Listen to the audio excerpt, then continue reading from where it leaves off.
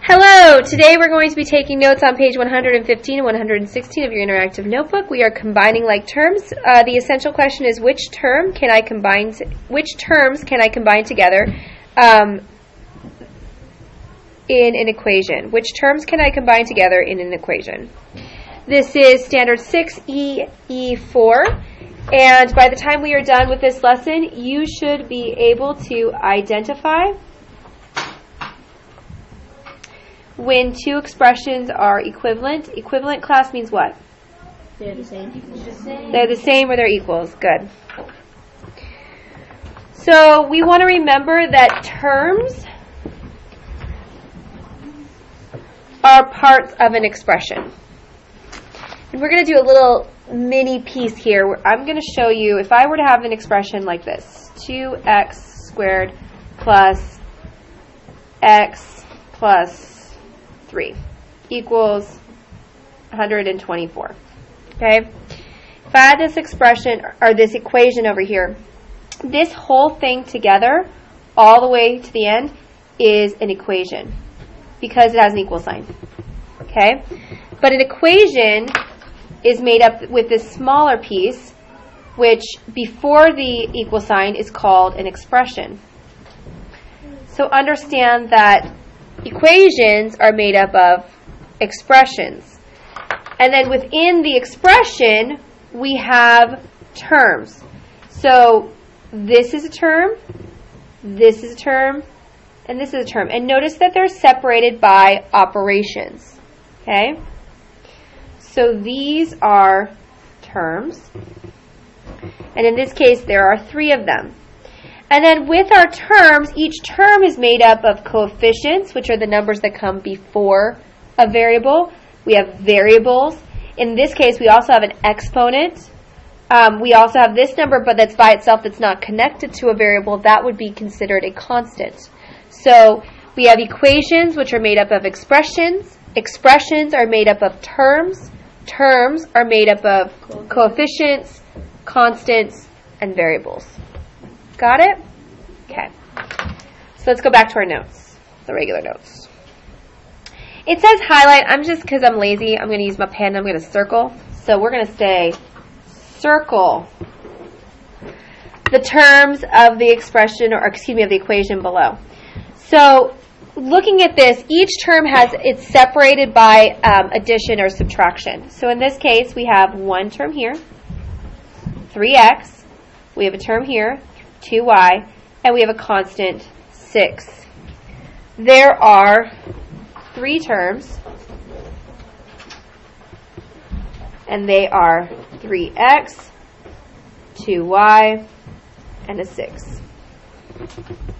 Those are our 3 terms that are in that equation. Like terms have variables that are exactly alike.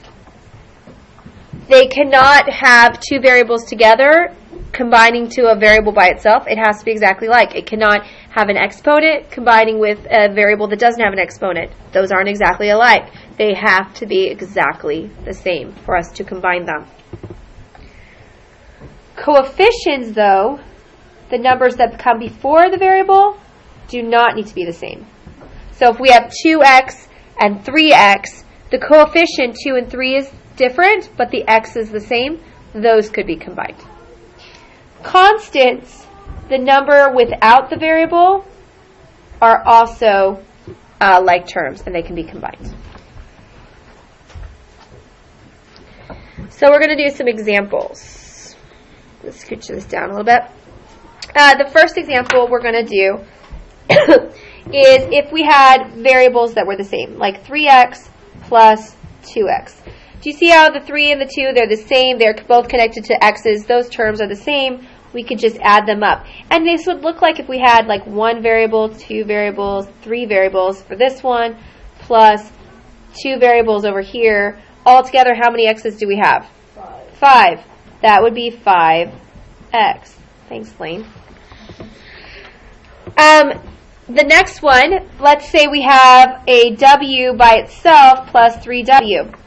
When we have a w by itself or a variable by itself, there's a secret hidden number that's there. Does anybody know what that hidden number is, Nathan? 1, right? It's always there. We know it's there, but we don't use it all the time. But in this case, we know that 1w is 1w, and then we're going to add it to 3w. How many w's do we have altogether then, class? 4 w's. Good. So those can be combined. And then we can also have an example of a constant, like 5 and 1/2. When we add 5 and 1/2, class, what do we get? 5 1/2. 5 1/2. Those can be combined. Those are all examples of like terms. They're the same. Now, here are some examples of ones that are not the same. If I have a variable, but it has an exponent connected to it, that would not be the same as a variable by itself. Exponents and non-exponent variables cannot be combined. They are unlike. Unlike? Yeah. Not unlike. Unlike. Another example of ones that are unlike are if we have just two variables that are different. So like 6a plus 6b, different variables. Another example would be if we were to have like a variable or a number without a variable like 3 2/10 plus a variable like w. You can't have constants and variables. They don't combine. So we have an example at the bottom we're going to look at. And I'm going to make this a little bit bigger. There we go. So we have x's. I'm going to circle them in pink. There's 1x, 2x, there's a third x. And then I've got some y's in here. Okay? Now sometimes I like to make almost like a table when I'm combining my terms. And it looks something like this. I have a 3x plus a 5x. And then I've got this minus 2x. I'm going to minus that 2x over here. Okay, so class, if I have 3x plus 5x, what do I have? 8x. Now I'm going to subtract 2x. What am I left with? 6x. 6x. Good. Now I'm going to take this other pen, and I've got a 7y plus a 2y. Is that a plus? Is it a minus? Minus. Whoopsie. That's a really big minus sign, subtraction sign. Minus 2y. Okay, guys, well, what is class 7 minus 2? Y. So it would be 5y. And as long as this number here ends up as a positive, I'm going to add them together. If that were to end up as a negative number, I would have subtracted the two terms. But because it ends up positive, so this is another way. If you're having trouble in your brain combining those like terms, you can line them up and do it this way. It works as well. All right. Let's go over here to some of our practice. The first practice, we've got 4x and a 2x. Can somebody add those together for me, please? Justine? 6x. Good. We've got a 5 plus 5y and a minus 3y. So 5y minus 3y. Can somebody combine those for me? Nick? 2y. 2y. And can somebody tell me what is my operation going to be between the two? William? 6x plus 2y. Good. Because we didn't have that negative, right? The second term was a negative, so we have to keep it as a positive. 6x plus 2y. Okay, so the next couple are pretty similar. What I want to jump down to is the fourth one down, this one.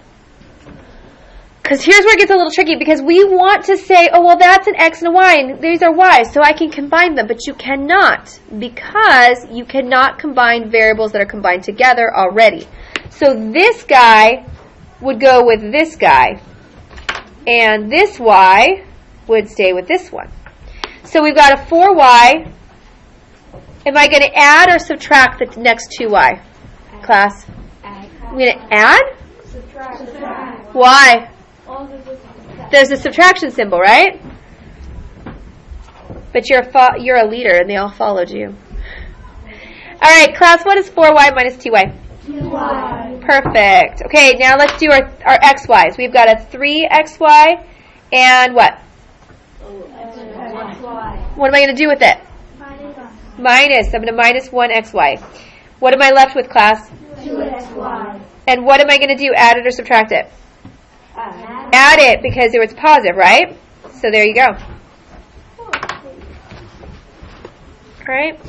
Now, remember, if you have a variable with an exponent, you cannot combine that to the variable by itself. But if you have a constant that has an exponent, you can solve it. So this case, you could actually solve that, and then you could add it to the 15. What is what is 8 squared?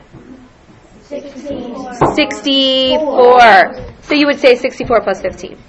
All right, guys, so what you're going to do is I want you to finish the rest of these practice problems. If you have any questions, you're welcome to email me, and have a fantastic day.